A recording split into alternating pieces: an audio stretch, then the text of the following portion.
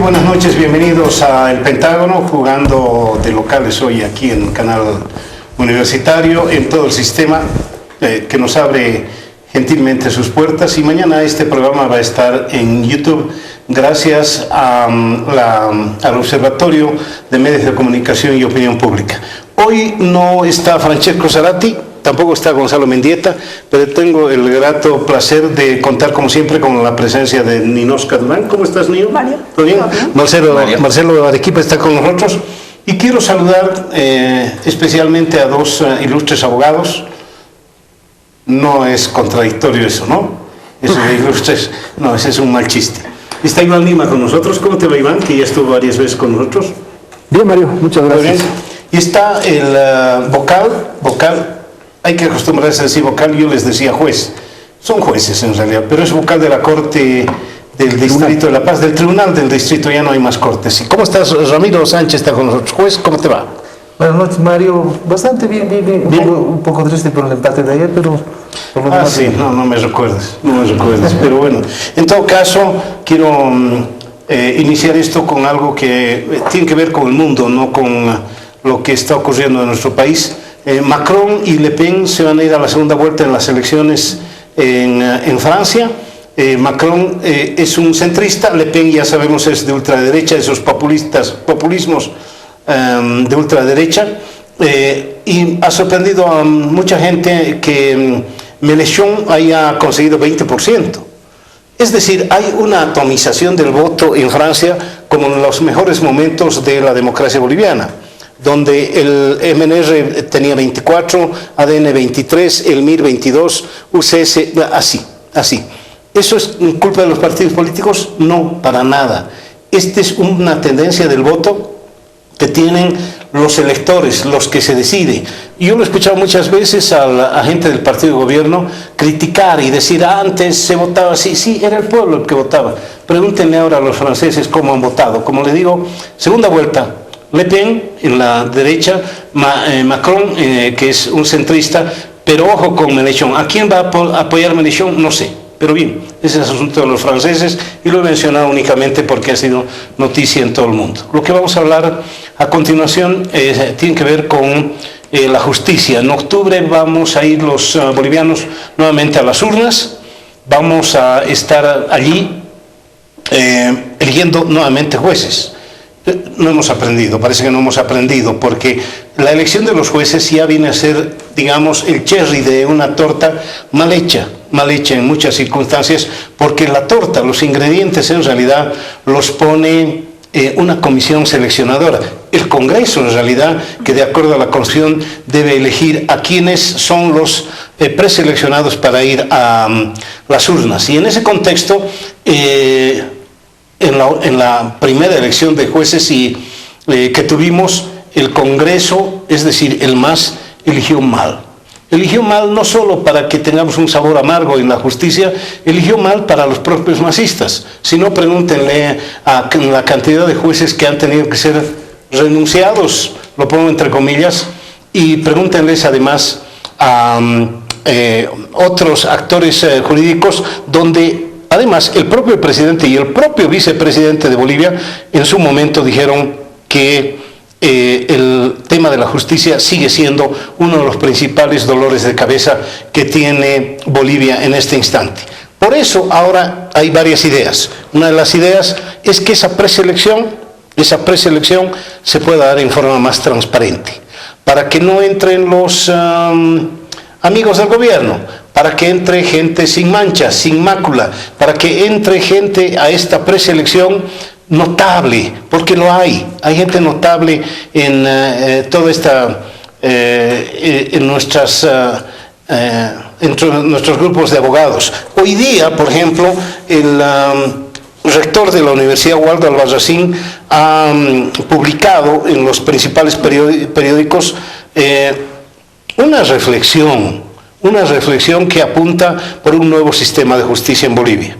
Un gran acuerdo nacional por una nueva justicia en Bolivia, donde cada uno tenga actos que le permitan al pueblo boliviano confiar en que quienes se van a elegir sean elegidos por el Congreso, indudablemente, pero previa a una selección que pueda, donde puedan participar notables, realmente notables. ¿Tenemos ejemplos? Sí, tras los acuerdos del 9 de julio en 1993, gobierno de Jaime Paz Zamora, todos los partidos políticos se pusieron de acuerdo y elegimos cortes transparentes, elegimos Tribunal Constitucional, elegimos Defensor del Pueblo, bueno, elegimos varias cosas y nos pusimos de acuerdo todos y tuvimos una corte electoral, por ejemplo, de la que todos estuvimos en su momento orgullosos. Bien, se acabó el tiempo para mí, así que le voy a dar la voz y no me hagan caso nunca más.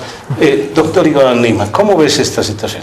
Ayer te he visto en un durísimo enfrentamiento en Facebook con Roberto Lacerda. Sí, es parte del debate público que tenemos que tener y respetuoso también con otros distinguidos miembros de este panel. Me preocupa lo que dices de que los amigos, que das a entender que hay amigos del gobierno que no son notables. En la locución en la que... Si le has dicho algo así a Roberto Lacerda también. Porque me parece que hay que tomar un criterio que es político. Ustedes imagínense que la Corte Suprema de Estados Unidos tiene un nuevo componente. Neil Gorsuch ha sido elegido por el presidente Trump y es una persona que es amiga de los republicanos.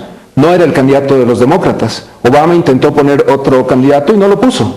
Macri ha puesto un candidato que no es precisamente K. Y Maduro ha puesto dentro del tribunal gente que es de su visión política. Yo entiendo que cuando nosotros elegimos diputados y senadores, además de saber que iban a hacer leyes, sabíamos, y si no lo sabíamos, aprendamos, que iban a elegir magistrados, que iban a elegir jueces. Yo creo que lo que se está garantizando con este proceso es que el MAS escoja entre su gente, entre sus amigos, entre sus aliados, a los mejores.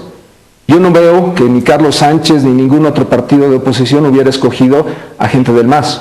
El MAS tampoco va a elegir ahora gente que no tiene la misma visión ideológica que ellos. ¿Y eso está bien o está mal?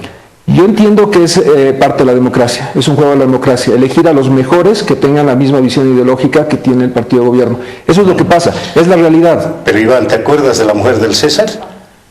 Sí. No sí. solo tiene que ser honrada, tiene que parecerlo. Pero yo discrepo en el tema de que el MAS no tenga gente que esté capacitada para ir a la justicia. Yo entiendo que la anterior elección, y ese es un punto que seguramente vamos a debatir, ya lo hacíamos al inicio del programa, ha habido mucho compadrerío, ha habido mucha gente que ha entrado y sabíamos luego que era la madrina o la pariente de algún diputado o algún senador. Cada uno tenía alguna forma de haber llegado a los tribunales. Entiendo que ahora el reglamento está protegiendo de una manera muy amplia que no se dé eso. Hablábamos con Ramiro, ni siquiera los diputados y senadores o sus parientes van a poder ser parte de estas listas. Creo que hay una protección mayor al solo discurso político de que vaya gente independiente a estas elecciones. Pero definitivamente no le podemos pedir a un partido ni en Estados Unidos, ni en Venezuela, ni en Argentina, ni menos en Bolivia, que escoja a personas que tienen una visión ideológica. En eso estoy de acuerdo, y menos en Bolivia, ¿no es cierto? Entonces sería un sueño, a ver, real. Ramiro, ¿cuánto tiempo eres juez? 20 años más o menos. 20 años que entraste de kinder, ¿no? Por supuesto. Eso me parece, sí. A ver, Ramiro, ¿y quién te eligió? A mí me ha elegido la Corte Suprema.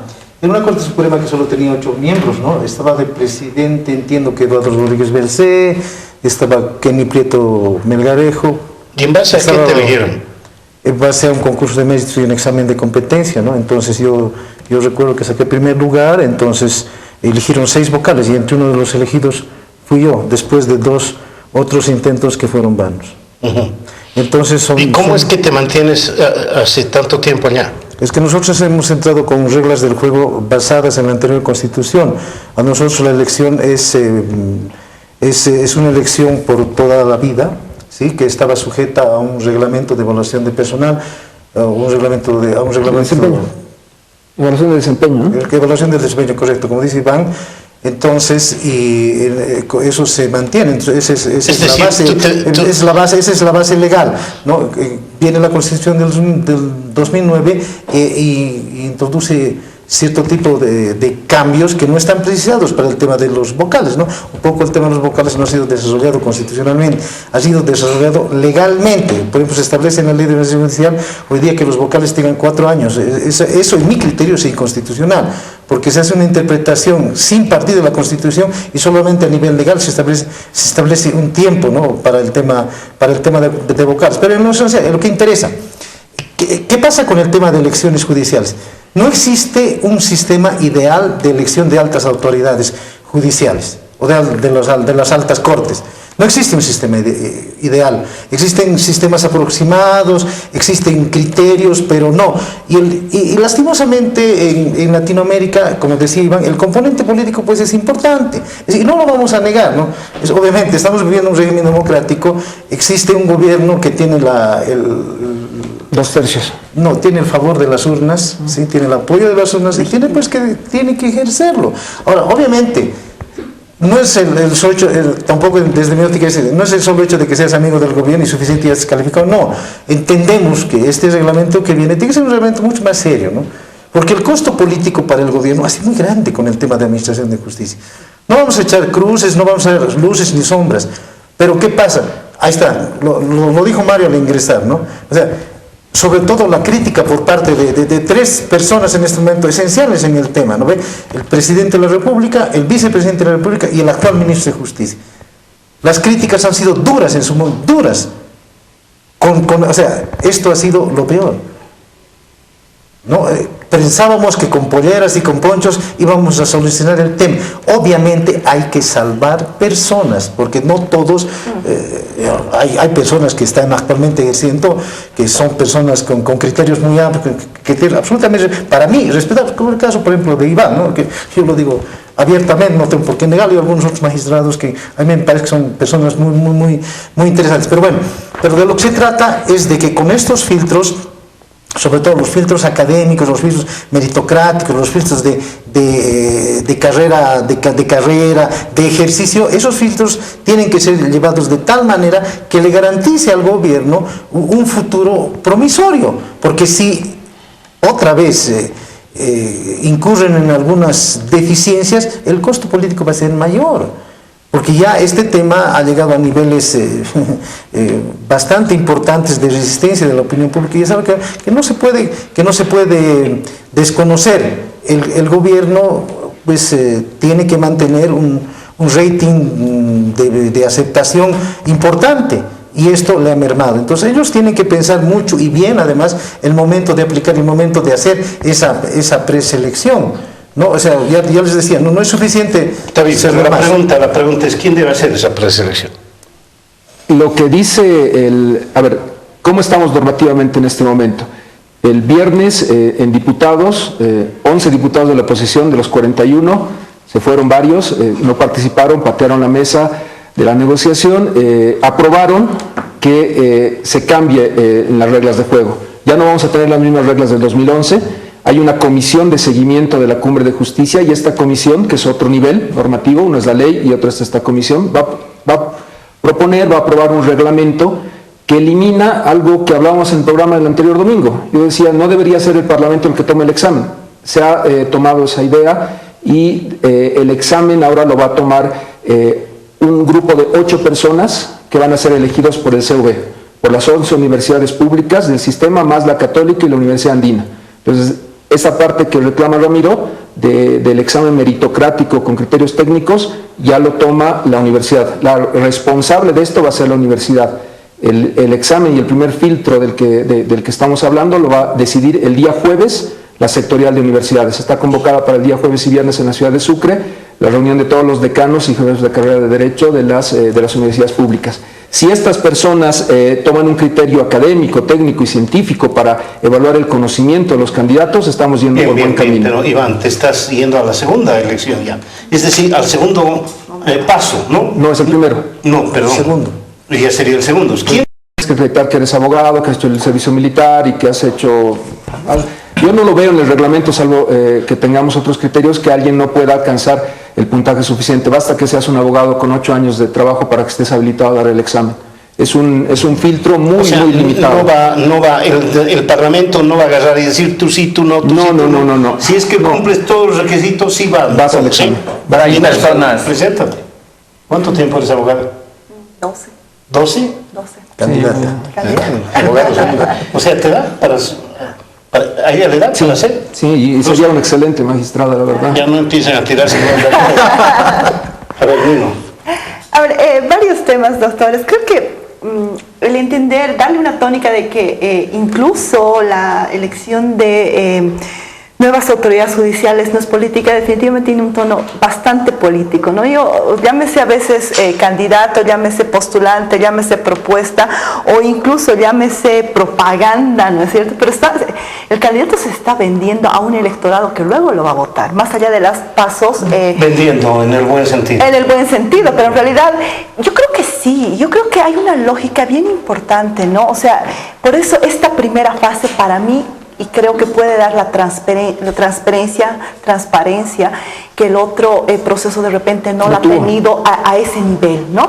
O sea, el entender que estamos entrando con universidades, con entidades académicas, le va a dar, yo creo, al ciudadano la posibilidad de saber que ha habido momentos de una preselección en las que tanto de repente con una preselección de cumple o no cumple, después el tema de meritocracia con las universidades académicas van a llegar de repente a porque va a ser una papeleta también, en la que uno va a votar por alguien, ¿no es cierto? Entonces, pero va a haber puntajes muy importantes, pero hay dos cosas que yo quisiera tocar, que me interesa mucho tocar. Uno es el tema del examen en sí, ¿sí? Otra cosa es la entrevista y otra cosa es la elección en sí. ¿Qué pasa con el tema del examen? ¿Qué examen vamos a hacer? ¿Sí? Tú tienes 12 años de abogada, sí. En el examen, ¿qué te van a tocar? Te van a decir qué dice el 128 de la Constitución, qué es el principio pro homine, qué es la administración de justicia, cuáles son las funciones de la Constitución. No, pero esas son buenas preguntas. No, por eso si te preguntan, ¿qué dice el artículo 324 del Código Civil? Está muerto. Lo que interesa en un examen, lo que interesa en un examen es saber la destreza que tienes para desempeñar el cargo al cual te estás postulando. Y déjame un poquito. Pero ¿qué pasa con un problema? Pasa un problema con las universidades. No estoy descalificando la participación de las universidades, me parece importante.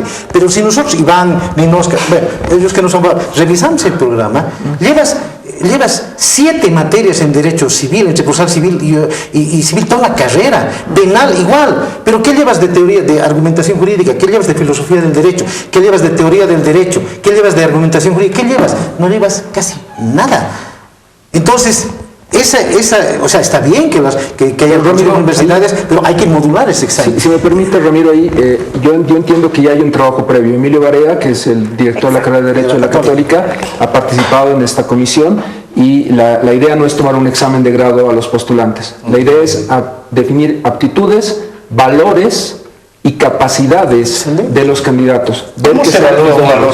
Es distinto. Mira, el tema del examen como tal no está definido. Si me preguntas a mí cómo se definen los valores, se definen en el examen con casos en los cuales tú puedas plantear una hipótesis que determine los valores del candidato. Por ejemplo, si ese candidato es pro vida o no vida. Como casuística. ¿Qué tal si te pregunto, ¿está usted de acuerdo con la repostulación de Evo Morales? No, esa pregunta creo que va en la entrevista o va en el diálogo político posterior. Pero ahí te anulas por haber adelantado pero justamente, Mario, Andrés Olleros, no te puedo eliminar porque todavía no eres juez. Es que tú marcas criterios, no puedes marcar una posición, obviamente, porque eso te puede inhabilitar después, pero tienen que entrar preguntas. Por ejemplo, te van a preguntar temas del aborto, ¿sí? Te van a preguntar cuál es tu posición, digamos, candidato a la Suprema. ¿Qué eres? ¿Qué escuela filosófica sigues? ¿Eres positivista, positivista? ¿Eres principialista? ¿Eres naturalista? ¿Qué eres? Entonces, en función de eso se tiene que... El examen se va a definir el jueves. O sea, me parece que estamos viviendo una época histórica importante. El jueves las universidades tienen que darnos algo que yo le critico mucho. Hay una crisis en la universidad. En el Beni ayer casi se matan en la elección de la Facultad de Derecho. Ha habido 2 amparos y han tenido un conflicto grave, pero en general no creo que la universidad esté en un momento cúspide de su historia en la vida del país. El jueves les estamos confiando como país la confianza de que hagan un buen proceso de examen. Y es algo muy bueno, porque en 2011 no había eso. Y en otros países de este continente no se le delega a los académicos la posibilidad de intervenir en este proceso. O sea, creo que hay una democracia que está avanzando y lo que estamos haciendo es bueno. A ver, les propongo que el hombre de la política nos diga algo. Voy a meter mi cuchara, pero a partir de los criterios que ustedes han vertido aquí, porque tiene que ver más con lo jurídico, desde lo que han dicho. A ver, hay una falla de origen que sin duda tiene que ver con el criterio con el cual nos manejamos nosotros por democrático. Básicamente es la mayoría manda, primero, ¿verdad? Entonces, como tenemos ese criterio ya incrustado del tema de la mayoría manda, y además no hay que olvidarse una cosa que es importante para el caso de Latinoamérica, decía a propósito de Iván, tenemos un sistema presidencialista. Y un sistema presidencialista, te dice toda la crítica, que no es propenso, es muy poco propenso a generar coaliciones y pactos entre las fuerzas políticas. En un sistema presidencialista se da esta suerte del el que gana se lleva todo. Y aquí realmente se lo lleva todo. Entonces ahí probablemente también habría que hacer esa puntualización de hemos votado a diputados y senadores y le hemos dado hoy día los 2/3 al MAS, pues es lo que va a hacer, digamos un poco, ¿no? Es aplicar realmente el poder que tiene en términos políticos, ¿no? Ahí creo una cosa que es patente y que debería hacernos reflexionar a nosotros en algún momento. He escuchado en algún caso, digamos, por ejemplo, Ricardo Paz, que decía hay que tener cuidado con esas cosas, pero hay que reflexionar un poco con esos temas, ¿no? Y segundo, a mí me parece que el filtro de la universidad, más el filtro anterior del tema meritocrático, te puede permitir que, por ejemplo, personas como Humberto Quispe no participen en la elección, ¿no es cierto? Porque no creo que realmente el mérito sea tan fácil pasarlo así por así. No creo que todos los abogados que cumplan más de 8 años puedan entrar. Es más negativo. Claro, es para sacar a gente como... No sé, como no te garantiza realmente que entren los mejores. Pero sí te garantiza que no entren los peores. Exacto. Eso sí te garantiza. El primer paso que es importante. Y luego viene... ¿Cuáles son los peores? Si la única los menos calificados. Claro, está bien, pero eso está en función de los años que tienes. No, claro, que no tengas violencia familiar, que hayas pagado tus impuestos, que hayas... la parte negativa se ve en la parte inicial de mérito. Que si eres docente también entra, digamos, a favor tuyo, si eres docente, investigación, libros, todo ese tipo de Son cosas. 40 puntos en esa etapa que yo creo que una persona medianamente razonable va a tener 30. Y los que tengan doctorado van a tener 40. Sí, es bien razonable porque... Entre 30 y 40 van a tener todos los candidatos. Hasta ahí es una primera parte. Los siguientes 30 puntos son el examen. El examen. Y ese es el examen que la universidad tiene que hacer bien. Y los últimos 30 puntos son la entrevista. Ahí el MAS va a usar sus 2/3, porque le va a poder poner 0 al que no le caiga bien y le va a poner 30 al que le caiga bien. Pero ya tienes 60 que puedes cubrir de alguna forma en otros términos que no son necesariamente políticos, sino son más bien más racionales, digamos, amparados en lo que está... Sí, pero en este caso no es que todos van a calificar, ya no es como la otra que va a ser un poncho de, o sea, 135 candidatos, no recuerdo, que hay un montón de candidatos, ¿no? Pero en este caso se ha establecido que son parámetros, ¿no? Son parámetros que se van a elegir, por ejemplo, que creo que para la Suprema son 4 o 5 por departamento que se van a elegir. 4 por departamento, o sea, ya no van a ser 15, 16, van a ser 4. De esos 4 se tiene que elegir. No, esos parámetros, digamos, hacen un tema mucho más cerrado, pero también da en el tema de la entrevista, muy superior, o sea, yo, con todo respeto para Iván, pero no creo, ¿no? Digamos que, yo no creo, digamos, en buenos, malos, ni en malos absolutos, ¿no? Entonces, lo que pasa es que sí, el MAS va a hacer una entrevista, pero no todo, o sea, no es una unidad así cuartelaria en el momento de la entrevista.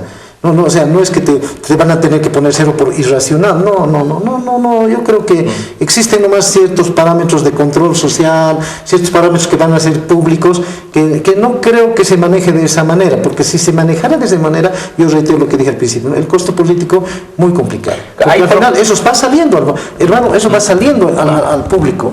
Ahí probablemente lo que dice el doctor sea necesario en la entrevista, la oposición política, por eso es importante ahí, para que diga, bueno, la entrevista tiene que ser pública y tiene que ser abierta en canal estatal.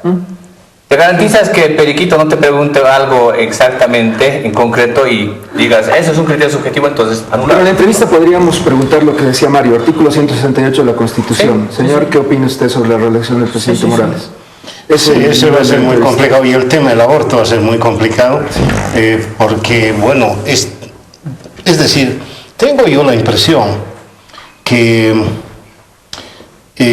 se ha reído aquello de la mujer del César, pero el tema que lo ha mencionado en su discusión con la Serna aquí, Iván, y que tiene que ver con el no haber sido funcionario, por ejemplo. ¿De organismo? No, del gobierno. Te hace sospechoso. Ya te hace sospechoso, Iván. ¿Qué tal si se presenta para juez una persona que ha sido asesor jurídico de la presidenta de la Cámara de Diputados? ¿Qué tal? Ya te hace sospechoso. No es... Hay restricción de que no hayas ocupado el cargo los 5 años anteriores, ¿no? Por constitución. Además que no hayas militado en política 10 años anteriores y ese tipo de cosas. Hay restricciones que van a hacer que hay filtros, coincido, pero hay una preocupación más grave en esto que estamos hablando. El momento en el que nosotros como sociedad elegimos por voto a personas que han opinado sobre el aborto, sobre el 168, sobre el caso terrorismo, sobre una serie de casos, estamos rompiendo un principio constitucional que es la imparcialidad de la justicia. Si la población va a elegir por voto, ya los jueces estamos por demás, porque la población va a elegir a los que estén en contra o a favor del 168, a favor del aborto, y el voto se vuelve lo que define lo que va a decir nuestro tribunal a futuro. Eso no es un modelo que me guste, pero se puede mejorar. Yo creo que se puede superar ahí, por ejemplo, problema. Doctor, es lo que yo quisiera retomar lo que estaba inicialmente diciendo, ¿no? Al final el votante va a ejercitar un derecho político. Las fases que tengamos que realizar antes de que se llegue a una papeleta son vitales por eso. Son vitales. ¿No? Porque puede ser que de alguna otra movida por mis, por mis inclinaciones sean pro o sean en contra del aborto, pueda yo sin tener una lógica de repente mucho más reflexiva respecto a quién estoy votando en realidad, ¿no? Entonces creo que es importante y creo que es esa fase cualitativa diferenciadora de la primera, ¿no? Que de repente no tuvo estos filtros, y yo también apuesto mucho al tema del control social. Creo que es importante y es apremiante ponerlo también en una mesa para que pueda ser parte de este proceso también, pero el ingreso de universidades, el apostar por la meritocracia, estos elementos que acaban siendo filtros, sea de un cumple o no cumple, van a permitir que el votante tenga en una papeleta y no de repente esta demasía que se tenía antes, porque era una papeleta, yo recuerdo, gigantesca. Realmente las personas cualitativamente al menos que hayan pasado un proceso que hayan participado tanto el Parlamento, pero también otras entidades como las académicas. Sí, pero dos puntualizaciones. Primero, o sea, yo no comparto el criterio, en principio, por lo menos de Iván. O sea, no es un examen, es una entrevista.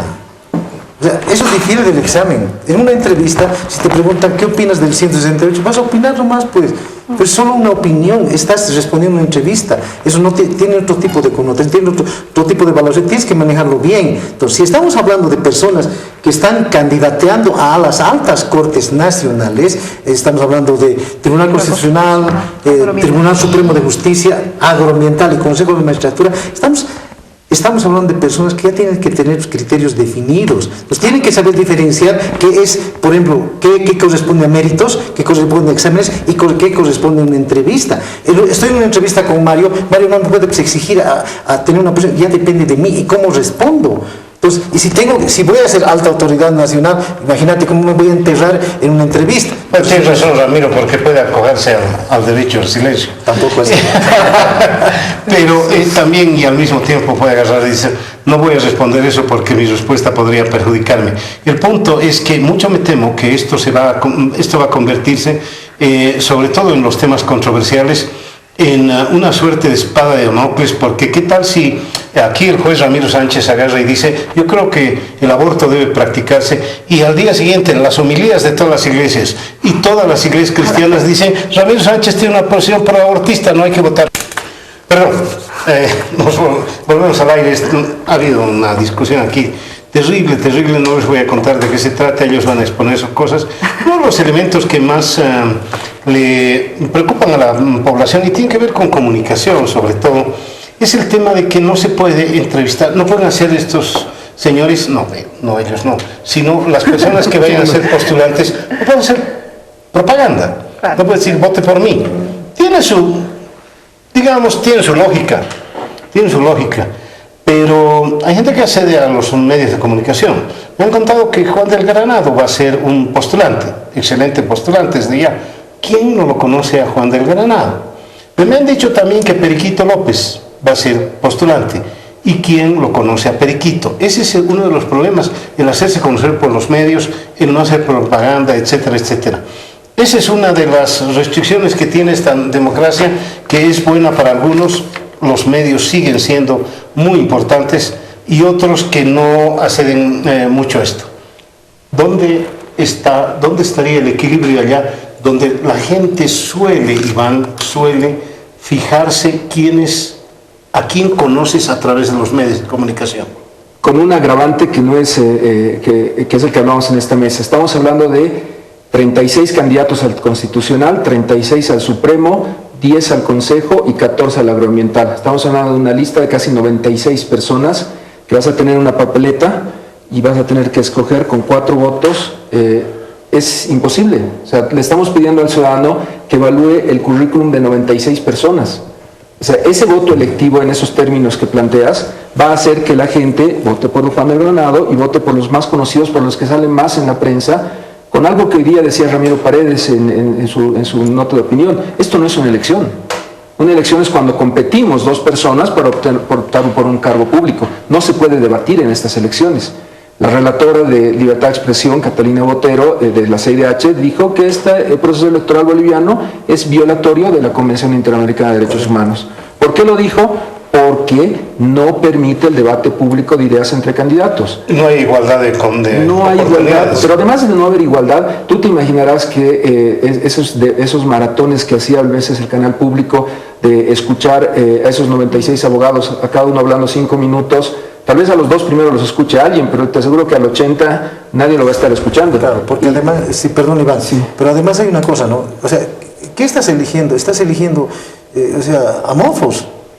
¿Qué vas a elegir? ¿Cómo vas a elegir a los 4 candidatos, por ejemplo, por la paz para la Corte Suprema, para el Tribunal Supremo de Justicia? ¿Cómo vas a definir cuál es el mejor candidato si no lo has escuchado? Vas a tener su currículum, vas a tener su fotito ahí y no pasa nada más. Estamos hablando de como dice Iván, estamos hablando de un proceso electoral. Tiene que haber pues un debate, tiene que haber una confrontación. La gente tiene que saber qué piensa este señor, qué no piensa, tiene que saber por quién va a elegir. O sea, no solamente es el tema de Catalina Botero, también el informe de la ONU ha hecho una observación grande sobre el tema de la falta de propaganda de los candidatos y también ha hecho sobre el tema de los abogados, ¿no? que sobre todo que se está tratando contra la presunción de inocencia y la libertad de exigir, por ejemplo, a abogados por parte de gente que se dedica al tema del narcotráfico, ¿no? Que estaba observando en la anterior elección. Entonces, en este caso, ¿cómo la población va a definir? O sea, es un señor desconocido. Bueno, y finalmente, ¿no? Tampoco los que están yendo, los que van a ser candidatos, tienen especialidad como los políticos, tienen la habilidad de caer simpáticos, de ¿cómo se llama?, de ser...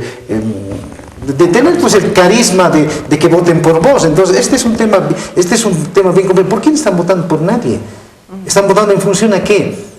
Acuérdense, la consigna. Acuérdense, lo que decía Mario, se hace la reforma en el gobierno de Paz Zamora y se elige a un hombre notable, indiscutiblemente notable, Luis Adolfo Sil Salinas.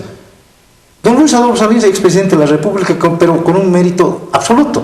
Llega a la Corte Suprema, lo eligen así con todas las bendiciones de todas las bancadas en ese momento, pero don Luis Adolfo Sil Salinas llega a la Suprema y lastimosamente pues él no había practicado el tema. Él no tenía la sapiencia ni la habilidad, porque no es nomás decir yo tengo 20 años de abogado, o 30 años de abogado, o 12 años de abogado, o 8 años de abogado, y me entro a la Suprema. No es nomás, o sea, no es como agarrar y leer, no, el código dice así, voy a fallar. No, señor, no es así. Entran muchos criterios, entran procesos históricos, entran posiciones. Además estamos viviendo un tiempo del nuevo constitucionalismo latinoamericano expresado en esta Constitución del 2009, que refleja una interpretación, que refleja una capacidad de argumentación e interpretación. Políticamente, ¿cómo se supera esa situación de conocer y de votar por Juan o Pedro o María? El tema es que yo encuentro aquí una contradicción, porque antes del corte hemos hablado de que la legitimidad que tiene hoy día el MAS es importante, ¿no es cierto? En un proceso electoral tampoco podemos pedir lo mismo que está pidiendo la oposición, que todos tengan la igualdad de condiciones, porque la elección como tal, en un proceso electoral donde hay elección de representantes, no te garantiza en ningún momento igualdad de condiciones. Siempre va a haber alguien que tenga un poquito más de financiamiento, si quieres, o de llegada con algún otro que otro. Siempre va a pasar esto. Y peor todavía en el caso donde hay algunas figuras importantes del derecho que se visibilizan más que otras. En algún momento, incluso yo comentaba con otro abogado, decía, el mejor abogado es aquel que no aparece mucho en medios. Y a la inversa, es el que aparece mucho más en medios, es el que usualmente no suele tener, digamos, un perfil. Ahí hay mucho que cortar, creo. Y un elemento más que yo quería introducir ahí es justamente a partir de este tema de las elecciones. No garantiza para nada horizontalidad entonces en el debate, y por tanto no se puede generar esta suerte de debate igualitario entre todos, y creo que entonces estamos empantanados en otra dimensión ya, porque viene más adelante de qué es lo que vamos a hacer, a quiénes vamos a elegir en función de qué lista. Y ahí me parece que estratégicamente, si yo fuera parte de la oposición política hoy día, van a elegir por circunscripción departamental, por ejemplo, el Tribunal Constitucional. Entonces, ¿cuántos? ¿9? 9, uno por cada departamento. Uno por departamento. Entonces, hemos dicho aquí el anterior domingo, por ejemplo, que va a ir a consulta, ¿no es cierto?, el artículo 168, perdón, el tema de la reelección. ¿Qué es lo que haría yo como político opositor estratégicamente? Me retrocedería a mi región, impulsaría un nombre de alguien notable, alguien interesante, alguien que pueda impulsar más bien una especie de contrapeso al poder de hoy día. Y no gritar y tirar, digamos, la negociación. 5 votos para parar eso. Podría intentar por lo menos esto, o sea, como estrategia política, digo, ¿no? Claro, pero hay un problema. También se está modificando la ley y se está cambiando la ley del Tribunal Constitucional. En la versión que está trabajando diputados, se quita el tema del trabajo de sala plena como competencia originaria, y ahora una sala de 2 magistrados podría definir el tema del 168. O sea, ahora ya no es un tema de 5 votos o mayorías. Se puede llevar el tema de la interpretación del 168 en un amparo o en una acción concreta a una sala determinada. 168 es reelección. Reelección de sí. Que parece volver otra vez a politizar la justicia. Más Claro, bien cuando quieres por eso hacer el otra punto cosa, que planteas, yo te lo refuto y te digo, no, ahora una sala del tribunal de 2 personas podría definir eso. Con lo cual, si el más ganara Pando y Oruro, que no es muy difícil, tendría ya la reelección asegurada. Es una hipótesis que está en el proyecto de ley que se ha planteado. Creo que el problema de fondo acá es con el que hemos iniciado esto. Esto es un tema político.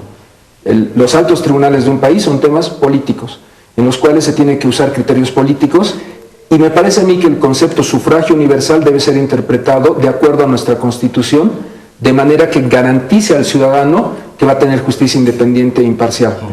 Y la elección de voto popular no lo hace. Lamentablemente, lo mismo que se puede interpretar el 168, tenemos que interpretar, no sé si en esta elección o en las futuras, que este modelo no garantiza jueces imparciales. Tendremos que ir a una reforma constitucional, tendremos que hacer algo, porque este modelo no es un modelo bueno. Pero estamos con unas reglas del juego, y estando con estas reglas del juego, yo he propuesto una solución, y es la que estoy llevando a debate público. Yo creo que el sufragio universal que dice nuestra Constitución plantea 2 alternativas posibles: voto electivo, como el que hemos vivido en el 2011 y el que nos propone el MAS ahora, o voto ratificatorio, como propone el artículo 79 de la Constitución de Japón. Japón es el único país del mundo que, como nosotros, elige a su Corte Suprema por voto, pero no lo hace con elecciones como estas, la hace con un voto ratificatorio.